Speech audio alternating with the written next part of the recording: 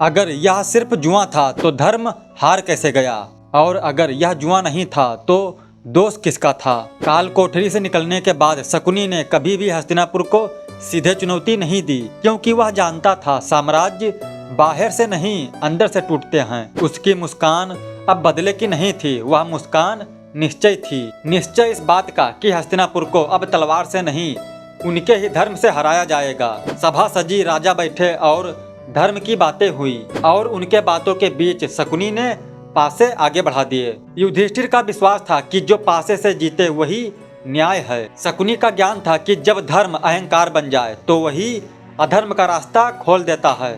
पासे गिरते गए, फैसले टूटते गए। पहला दांव धन, दूसरा राज्य। सभा चुप थी पर पतन शुरू हो चुका था। तीसरा दांव भाई। जब धर्म अपने ही तर्कों में उलझ जाए तो विनाश निश्चित होता है। और फिर आया वो क्षण जब युधिष्ठिर ने खुद को भी दांव पर लगा दिया। जिस राजा ने खुद को हार दिया उसके पास राज्य बचाने का अधिकार भी नहीं रहता। राजा की सबसे बड़ी हार युद्ध में नहीं, उसके फैसले में होती है। द्रौपदी को सभा में बुलाया गया और वही क्षण था जहां शकुनी जान गया कि अब युद्ध टल नहीं सकता।